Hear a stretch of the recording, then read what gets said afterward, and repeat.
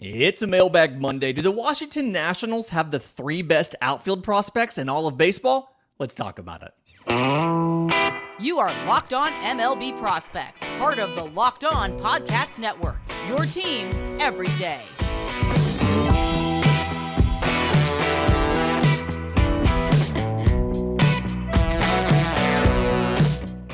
Yes, welcome on in to Locked On MLB Prospects, your home for all things minor league baseball. I'm your host, Lindsay Crosby, freelance baseball writer and podcaster. Thank you for making this your first listen every single day. We're proudly part of the Locked On Podcast Network, where it's your team every day. And today's episode is made possible by eBay Motors. A championship team is about each player being a perfect fit. It's the same with your vehicle. So for parts that fit, head to eBay Motors. Look for the green check and stay in the game with eBay Guaranteed Fit. ebaymotors.com. Let's ride. So as we do every single Monday, this is a mailbag episode.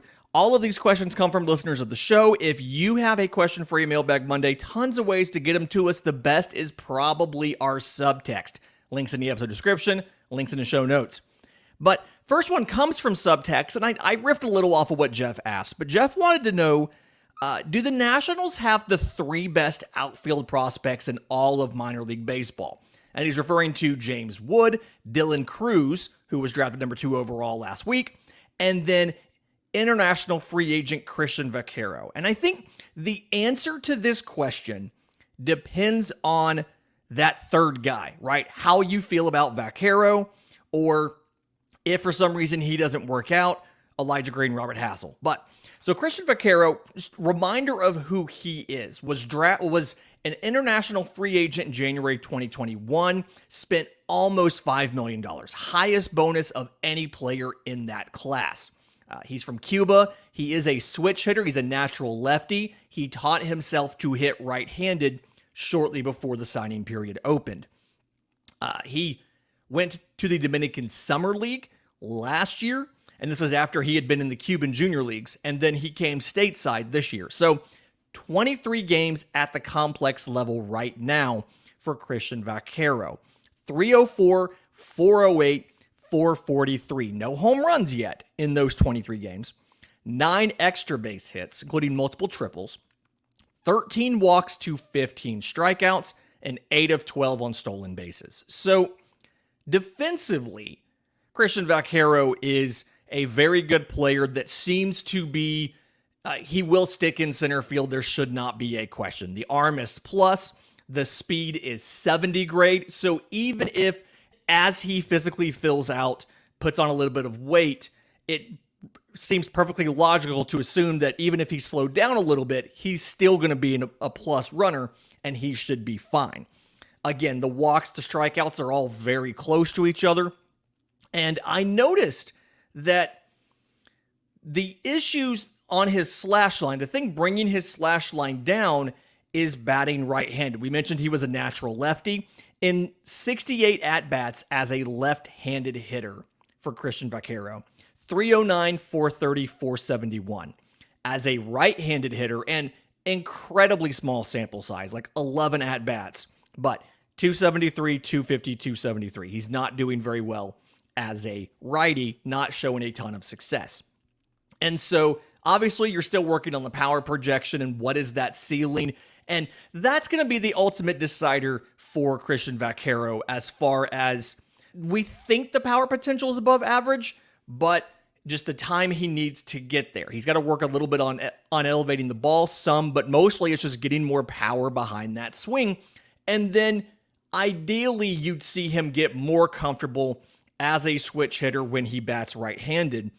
There is always the possibility, as he moves up in the system, they eventually ask him to just stick with batting lefty, because as a natural lefty, he's going to bat left-handed most of the time to get that platoon advantage against righties, and he'll very rarely have a chance, or he won't have nearly as many chances in game to work on the right-handed hitting as he probably needs to improve the skill of that. So I do think Christian Vaquero is a very promising third outfielder in this group of the three. James Wood, obviously, just promoted, incredibly hot, top 10 outfield prospect. Dylan Cruz, probably going to slot in. Later this week, we'll have a top 100 update that includes some of the recently drafted guys. Dylan Cruz, Paul Skeens will be pretty high on those lists. But you do have the fallback for Washington of there are multiple options for that third outfield spot. Now, Christian Vaquero is the most promising of those three as of right now because of the strikeout issues we've seen with Elijah Green, because of the contact quality issues we've seen with Robert Hassel. But there are a couple teams that would be good candidates to make the argument that they have the three best outfield prospects in minor league baseball. A popular name when this topic comes up are the Brewers because they have Jackson Chourio and Sal Frelick. But I'll remind everybody, Garrett Mitchell, Joey Wiemer have both graduated from prospect status. And so technically that third guy you're kind of hurting. Luis Lara, maybe? It's tough. But if you're looking at teams that just drafted somebody, the Twins and Rangers stand out to me. The Rangers have Evan Carter, who obviously is one of the top 10 outfielders in all of baseball. They have Wyatt Langford, who they just got at number 4 in the draft. And then that third spot could be possibly Dustin Harris, possibly Aaron Zavala. There's a couple options there. The Twins have Emmanuel Rodriguez, who is finally swinging the bat again, thanks to us fixing him, and Matt Wallner. And then they drafted Walker Jenkins. And so teams that added a prospect in this draft that could make the argument that they are one of those teams with the best three outfield prospects in baseball. And then a couple teams who had outstanding guys, but you've got questions about who that third guy might be. The Cubs, Pete Crow Armstrong, Kevin Alcantara. But then you've got, is it Owen Casey? Is it Alexander Canario? Is it Brennan Davis? Who's that third guy? The Red Sox, Miguel Bleis and Roman Anthony, two young players everybody's very excited about. But the question is, who is that third guy? Because I absolutely do not think it's Ceddanne Rafaela. We had a crossover with the Red Sox right before the draft. We actually didn't have a spot to put it in our feed, but if you want to go check out Locked on Red Sox the week of the draft, it's in there. We talked about some of the top prospects in, I think, the third segment, and we may not have even gotten to Ceddanne Rafaela because I am out on Ceddanne Rafaela. I think he has one walk in AAA this year. It is just not a good look. I do think there's a really good argument for the Orioles. Colton Cowser just got called up. Heston Kierstad is in AAA. He's another premier outfield option. And then you've got multiple guys who could slot into that third role. A Dylan Beavers, a Judd Fabian. And to me, it's something where maybe Wood and Cruz have a higher ceiling than Cowser and Kierstad, but Cowser and Kierstad are closer to the majors. Obviously, Cowser's already there. And you have more faith because they're higher in the system for that third guy. And whether it's Dylan Beavers, whether it's Judd Fabian, or somebody else, versus Christian Vaquero being still in complex level. So, interesting question. Thank you for that, Jeff. Again, that came from our subtext. Best way to get questions to us, links in the episode description, links in the show notes. It's going to have a lot of stuff for you, not just the ability to ask questions, but we'll be putting other things in there, like access to our rankings once those come out later this week. In just a minute, I've got a question about some Mets pitching prospects that have stood out. We'll get to that next, right here on Locked on MLB Prospects.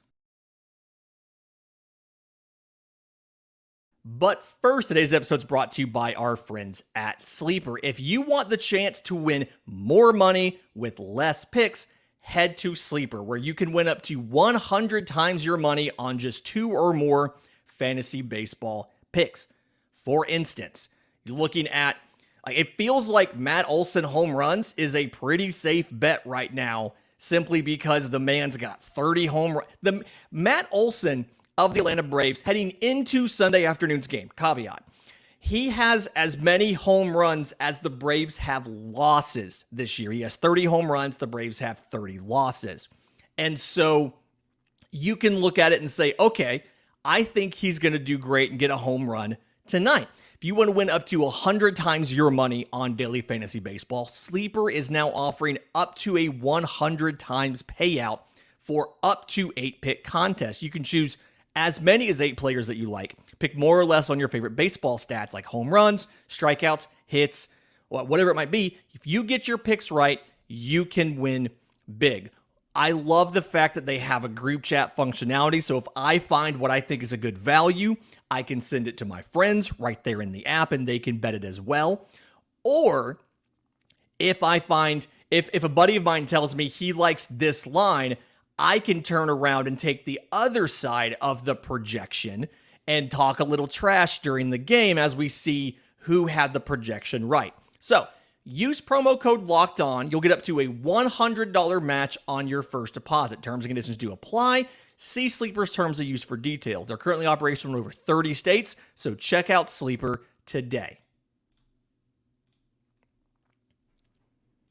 Okay, Jeremy had a question about two young pitchers for the New York Mets. First one is Blade Tidwell. Second one is Tyler Stuart. And both these guys have been pretty impressive. And I like Tidwell more right now, and I'll get to why in just a second. But 2022 second rounder out of Tennessee is Blade Tidwell. 2022 sixth rounder out of Southern Mississippi is Tyler Stuart. 15 starts for Tidwell in high A. He's 6-3 with a 3.45 ERA in 70 1/3 innings, 103 strikeouts, so 13.2 per nine, 240 walks, 5.1 per nine, 7 home runs allowed. Just was moved up to Double-A. Will be making some starts there soon. And the stuff that he has is really good now that he's gotten past that adjustment period that he had to do entering the bigs. So the fastball plus fastball sits 94 to 96. He can touch 98 with it. The slider, tons of spin on this thing. It's definitely a plus pitch. Some people call it the best slider in the Mets system. Sits low to mid 80s. I'm not 100% sure simply because I do like Tyler Stewart's slider as well. The changeup is the big question mark to me. It's probably fringe to average right now. Sits low 80s. He does have a curveball in the high 70s. And really, he's got to pick one of these to be the consistent third pitch and make it better. The issues you've seen with Blade Tidwell, you can see it in the walk numbers, 40 walks in 70 innings, so 5.1 per nine. And that's related to the fastball command. Sometimes loses the fastball command and has to get that back. And then just has to get that third pitch more consistent. I'd like it to be the changeup, simply for the different movement profile. Ideally, both of them would improve, but at the very least, you have to get one of those better, and him moving up a level is going to require him to do that. Some of the adjustment he had to make before he could move up a level is at Tennessee, they were very focused on him throwing that fastball down and away. It was something where they wanted him to aim down and away so that if he missed, it was farther down. And it wasn't something that an SEC hitter could take and elevate and put over the fence. The Mets have been working with Blade Tidwell to work the fastball up and work the fastball in. So he's literally had to change to the other side of the strike zone, from down and away to up and in, as far as throwing the fastball. So that is why he had to spend so much time in high A to kind of make that adjustment. And you can see it was 15 starts, but you can see he quickly got into the habit. In the last 10 starts in high A for Blade Tidwell, here are his ranks in all of the minor leagues in some of the prominent categories. So the last 10 starts, he had 76 strikeouts, first in all of minor league baseball over that stretch. He had 13.15 strikeouts per nine, first in all of baseball over that stretch. He had 6 wins, not that minor league wins matter, but 6 wins in those 10 starts, tied for first in all of baseball. He had a 170 batting average allowed, which was second in all of minor league baseball. And he had an ERA of 1.73, which was third in all of minor league baseball. So once he got these adjustments down, once Blade Tidwell was comfortable throwing that fastball up and in versus overcoming the learned behavior of always keeping that low in the zone, it started to be even better and get him even more swings and misses and even more whiffs. Now, again, he's still working on some of the command of that. A lot of that was earlier in the year as he was working on it, but Blade Tidwell, very impressed with what he's done. And to me, is probably the number one pitching prospect for the Mets right now. I thought it was Mike Vasil a couple weeks ago, maybe right when Blade Tidwell started this streak of 10 starts with amazing results. But I solidly am on it is Blade Tidwell. He is the number one pitching prospect for this Mets organization. Tyler Stuart is the other guy that Jeremy asked about, 2022 sixth rounder out of USM, like we said. In his 15 starts between high A and double A, and he's only started double A once, so all of the rest have been in high A. But he's 4-0 with a 1.54 ERA in 81 2/3 innings, 89 strikeouts, so 9.8 per 9, to 24 walks, 2.6 per 9. He's given up 4 home runs. The thing to know about Tyler Stuart is, one, he's 6'9". And so because of that, the extension is somewhat ridiculous, right? The fastball sits mid-90s. I go back and forth between above average or plus, but it sits mid-90s. It has a lot of tailing action late, which I love. That late movement means it is hard to barrel it up. The slider is in the mid-80s. It's a plus pitch, and it's more of a sweeper. It's not completely a sweeper. It does have some of that vertical movement. So it's one of those, it's not quite a sweeper. It's not quite two-plane break. It's still mostly horizontal, some vertical movement, but it's close enough to a sweeper where I'm going to classify it as that. Again, sits in the mid-80s.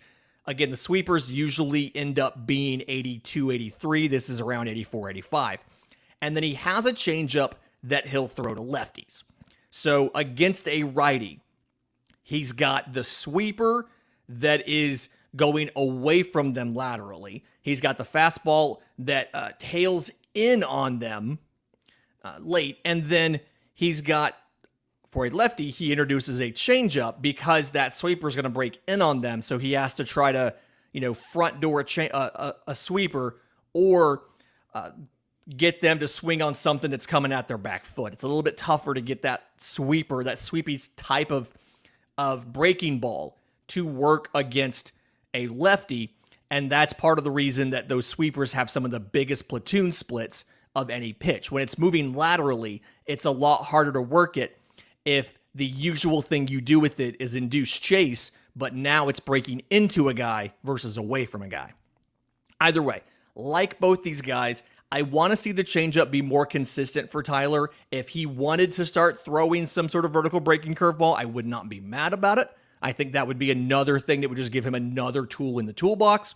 But either way, Blade Tidwell, Tyler Stuart, two very promising pitching prospects. I think when you start seeing some of the re-rates, which we'll have the Baseball America July re-rate later this week, I think you may see Tyler Stuart start to become a ranked prospect in this system, start to break a top 30 somewhere. But I like Tyler Stuart as one of the better pitching prospects in this system, but Blade Tidwell still the number one for me. In just a minute, I've got a question about the two promotions by the Oakland A's, Tyler Soderstrom and Zack Gelof, as well as some of the leaders, statistical leaders, at the midpoint of the minor league season. And we'll get to that next, right here on Locked On MLB Prospects.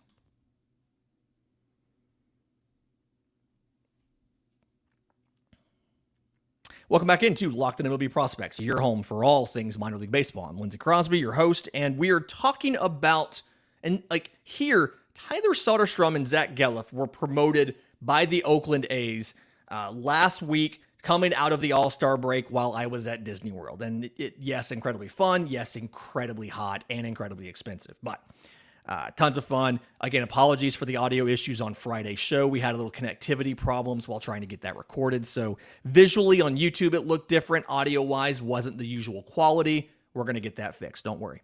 So for Tyler Soderstrom, 2020 first rounder out of high school.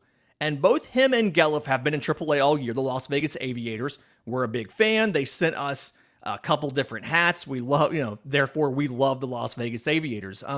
Minor league teams, if you need our contact information to ship us hats or merch or whatever it may be, hit us up on Twitter. DMs are open.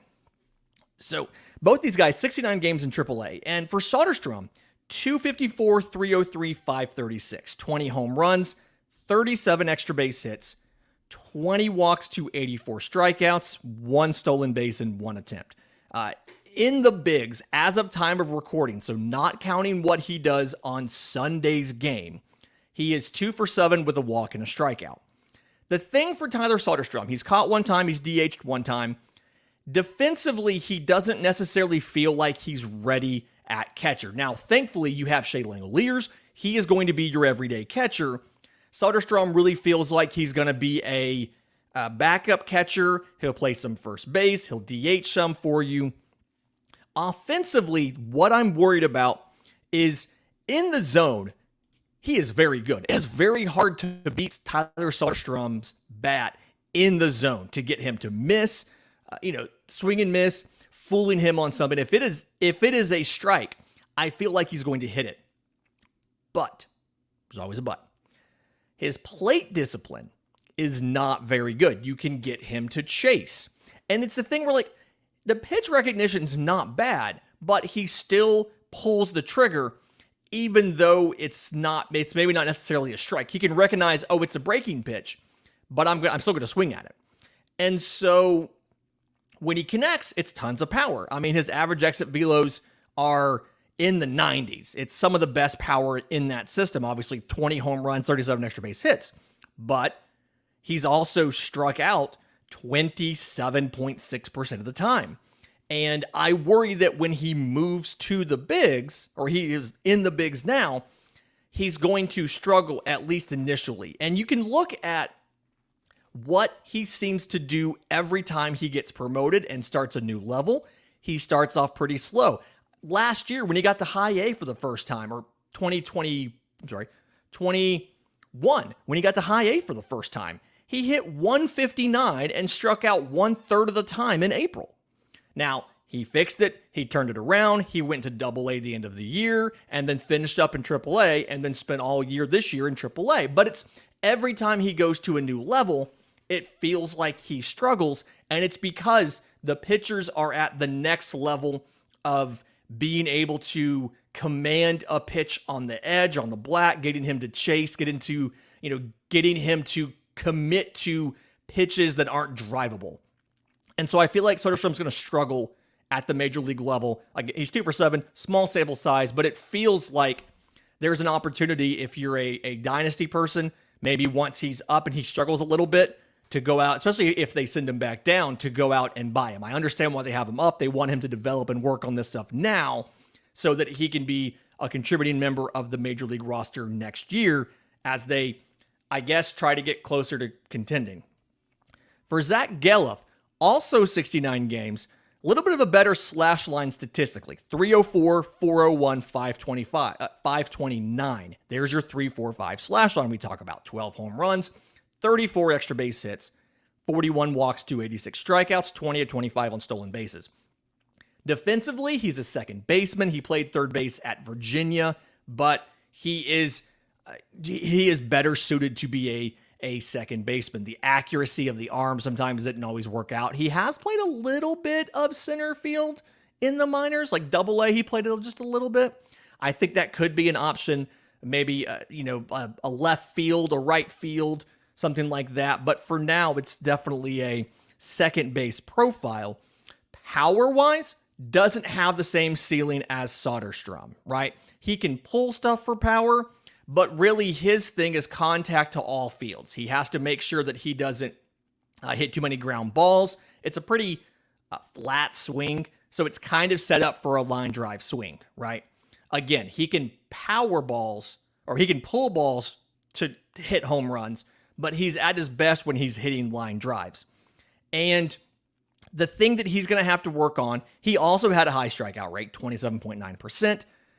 And so he's going to have to work on the chase. And then specifically, he's going to have to work on not telegraphing that first pitch swing.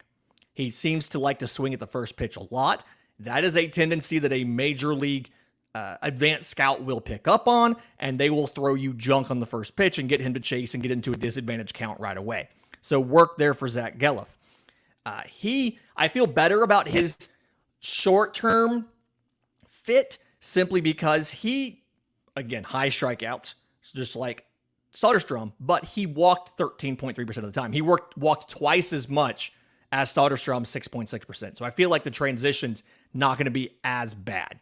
And so far, again, before Sunday's games, he's 2 for 8 with a double, a triple, an RBI, and 2 runs scored. He's stolen 2 bases and struck out 1 time. So he's having a little bit more immediate success, and it feels like his game is a little bit, while Soderstrom may have the higher ceiling, Gelof has almost a higher floor as a newbie to the major league level.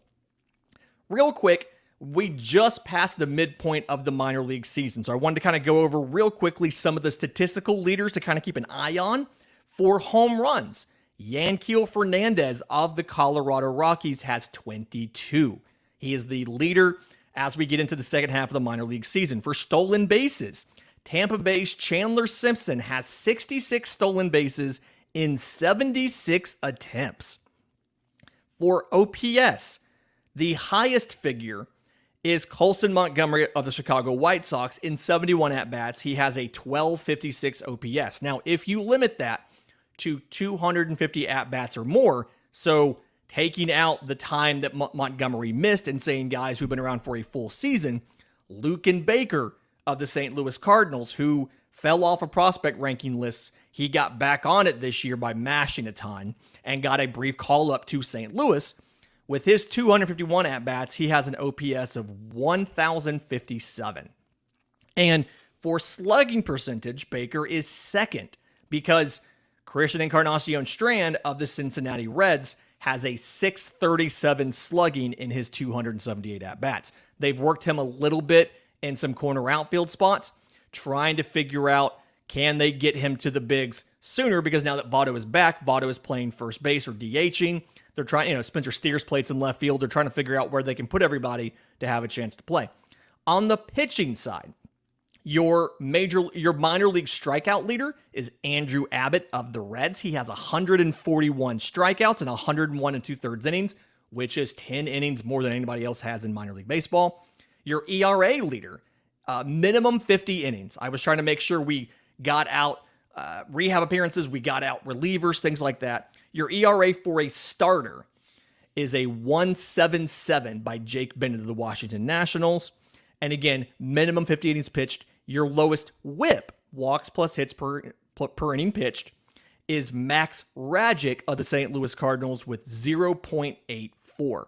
So I have complained a lot recently about the Cardinals not necessarily having pitchers who I thought had high ceilings, but Max Rajic is doing pretty well right now in the minors. Reminder, if you have questions for a Mailbag Monday, I'm on Twitter at Crosby Baseball, shows on Twitter at Locked On Farm. You can email us. We have a Discord, lots of different options. Check out the subtext. One of the best ways to not only get questions to me, but get exclusive access to our coming prospect rankings and everything else. That show will be later this week where we'll unveil those with 2023 draftees. Until next time, remember, it's always a great time to pay a minor league.